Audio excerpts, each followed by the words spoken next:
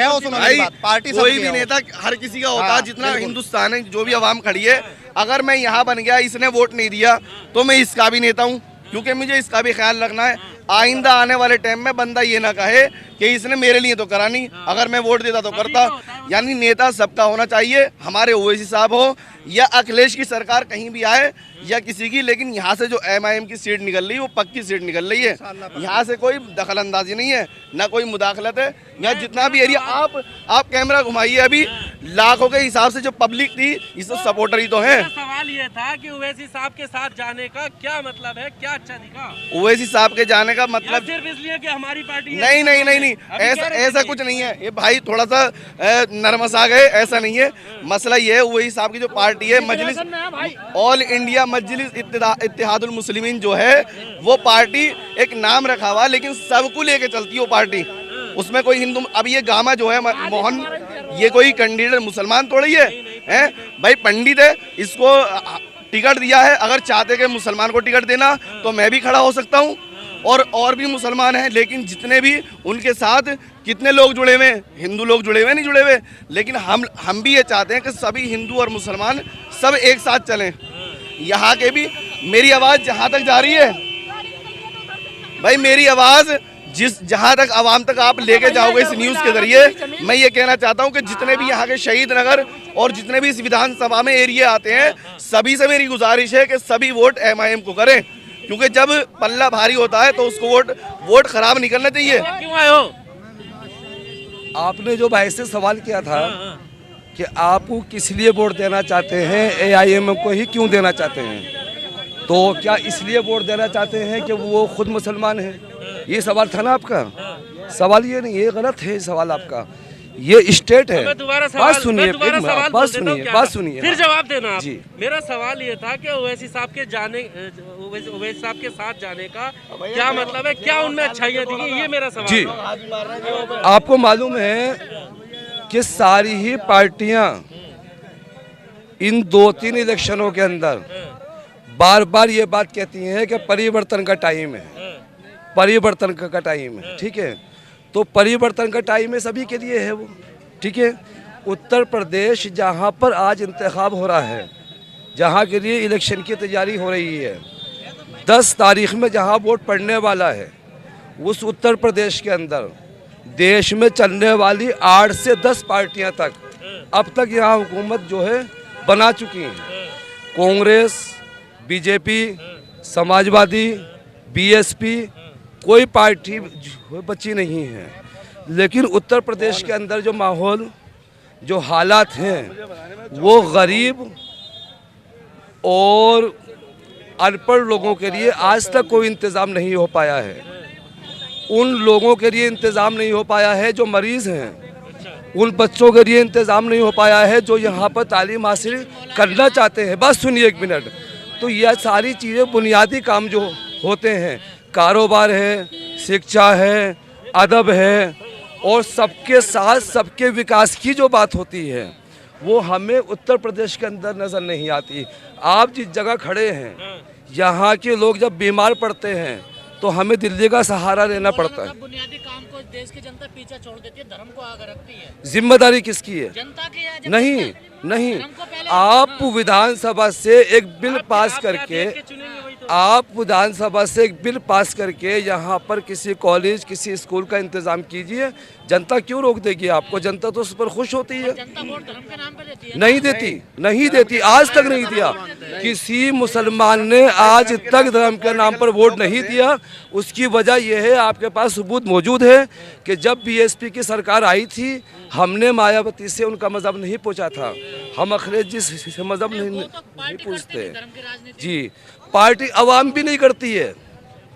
किसने कह दिया आपसे?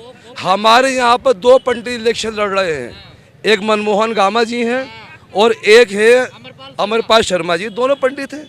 किसी पंडित के पास तो हमें जाना ही पड़ेगा ना। तो धर्म कहाँ से आ गया यहाँ पर? बताइए। हम मुसलमान, वो पंडित। कोई मजबूरी नहीं है। हमारे देश में मजबूरी नहीं है। जहाँ संविधान मौजूद होता है वहाँ मजबूरियाँ ख़त्म हो जाती हैं। ठीक है, संविधान की तहत बात कीजिए आप। एक संविधान है, आपको वोट मांगने का अधिकार है, वोट देने का अधिकार है। शिक्षा पाने का अधिकार है, बोलने का अधिकार है, अपने अधिकार को मांगने का अधिकार है। ना दोनों पंडित हैं तो हम कहाँ जाएं? नहीं नहीं, हमने ये नहीं कहा। हमने कहा कि यहाँ पर राजनीति धर्म के आधार पर नहीं होती। उसका सबूत ये है कि दोनों ही पंडित हैं। कुछ लोग उनको देंगे, कुछ उनको देंगे वोट, हो गया। तो आप अपना विकल्प फिर क्या चुनेंगे? आप कहते हैं मुस्लिम क़यादत। मुस्लिम नहीं नहीं नहीं, मुस्लिम क़यादत कहा किसने आपसे? मैंने तो नहीं बोला ना इस चीज़ को। पार्टी ये कह रही है नहीं नहीं लगातार नहीं आप नहीं नहीं, इससे बात इनकार- सुनिए। नहीं नहीं, इससे इनकार कैसे कर सकते बात हैं? सुनिए। देखिए, हाँ? मुस्लिम क़यादत कोई भी, हिंदू क़यादत, मुस्लिम क़यादत, सिख क़यादत, कोई चीज़ नहीं होती। संविधान का राज है इस मुस्लिम मुल्क के क़यादत अंदर। की कोई बात नहीं है। नहीं, इस मुल्क के अंदर, तो इसका मतलब इस बैरिस्टर मुल्क के साहब- अंदर संविधान है, ठीक है। संविधान की जो लोग, संविधान के तहत जो लोग काम करेंगे हाँ। वो कामयाब होंगे। इधर आ जाओ, इधर। मैं ये पूछ रहा था, लगाओ, बैरिस्टर साहब लगातार क़यादत की बात करते हैं कि नहीं करते हैं? मुस्लिम क़यादत को खत्म किया जा रहा है, हमें मुस्लिम क़यादत खड़ी करनी है। अगर जिसकी कोई क़यादत नहीं होती, जिसका कोई लीडर नहीं होता, उसकी कोई बात नहीं करता। ये बात कहते हैं कि नहीं कहते? पहले ही बताइए। नहीं, वो कहते होंगे, वो कहते तो आप होंगे, इससे इनकार कैसे कर वो सकते कहते हैं? होंगे कि ये बात सुनिए, हम असदुद्दीन ओवैसी साहब को एक पार्टी का नेता मानते हैं। और नेता सारे बातें करते हैं, सारी बातें करते हैं, सारी नेता हर बात करते हैं, कोई भी नेता हो। ये अलग मसला है कि AIMIM के सदर मुस्लिम हैं, ये अलग मसला है। लेकिन हकीकत ये है कि नेता जिस पार्टी का होता है वो अपनी पार्टी को वोट देने के लिए सब कुछ कह सकता है, और कहते भी हैं लोग। ये कोई ख़ास बात नहीं है। ओवैसी साहब भी इसी वजह से कह रहे हैं बस की वोट मिले। क़यादत क्या है बताइए? क़यादत किससे कहते हैं? आप क्या समझे फिर अपने क़यादत उसे कहते हैं कि हमें एक आश्वासन दिया जाता है कि हम आपके लिए ये करेंगे, वो करेंगे, वो करेंगे। उनके पीछे पब्लिक चल रही है, बस हो गया। इसका नाम क्या देते हैं? बाकी पार्टियों की तरह फिर असदुद्दीन ओवैसी भी जुमले छोड़ रहे हैं। नहीं, मैंने तो नहीं कहा इस चीज़ को। मैंने उनका बयान सुना नहीं है ना, मैंने उनका बयान सुना पार्टी नहीं का है। एजेंडा ही क़यादत का है, आप कैसे कह सकते हैं? नहीं है। क़यादत का मतलब क्या नहीं है? नहीं, पार्टी का एजेंडा। अब एक बात बताओ, मैं अगर अपने नाम से, मेरा नाम मोहम्मद अनस पठान रजा है, और इस नाम को मैं मनमोहन सिंह रख लूँ तो क्या हो जाएगा बताओ? मेरा तो अनस पठान रजा ही रहेगा ना, नहीं रहेगा। और मैं आपका नाम क्या? आकिल रजा। और आपका नाम भाई?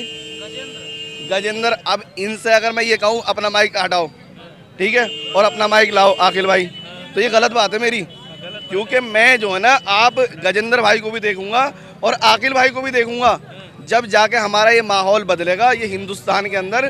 क्योंकि सभी का हक है, मुस्लिम हो, हिंदू हो, हमें जातिवाद में किसी चीज़ में बंटना नहीं चाहिए। अगर हमारी सीट ओवैसी साहब की यहाँ से निकल रही है तो उसे निकालनी चाहिए। ये आपको ही मालूम है। अगर किसी का पल्ला भारी किसी जगह पर हो तो वोट खराब ना करें, ये मालूम है आपको मुद्दे सबको। तो साफ होने चाहिए ना कि वोट क्यों दे रहे हो? नहीं, मुद्दे साफ हैं। मुद्दे बताओ क्या साफ नहीं है? अगर ओवैसी साहब यहाँ आएंगे या उन्होंने अपने हैदराबाद में काम कराया है, और हम भी एक बार मौका देना चाहते हैं उनको कि वो यहाँ पर काम कराएं। बात सुनिए, क्या मुद्दों को समाजवादी पार्टी ने आज तक साफ किया? क्या मुद्दों को आज तक लोकदल ने साफ किया? BSP ने साफ किया? जैसे इलेक्शन हो रहा है जी, कुछ नहीं हुआ यहाँ पर, विकास नहीं हुआ ना। पब्लिक को चाहिए विकास। विकास के मौजू पर जो लोग काम करेंगे, एक नया चेहरा है हमारे सामने ओवैसी का। पंडित जी का एक नया चेहरा हमारे सामने आया है। मनमोहन गामा जी एक नए उम्मीदवार है हमारे यहाँ पर। हमें उनसे उम्मीद है कि वो काम करेंगे आकर। विकास के मुद्दों पे हम वोट करेंगे। जी, कौन सी पार्टी में से जिनके आप नाम ले रहे हो, कौन सी विकास के बात पे बात? मैंने आपको क्या कहा? तालीम के स्तर पर यहाँ पर जो इंतजामात होने चाहिए, यहाँ रोज़गार के इंतजामात जो होने चाहिए, यहाँ बीमारी के लिए इंतजामात जो होने चाहिए, ये सारे वो सब विकास होता है। और क्या होता है बताइए?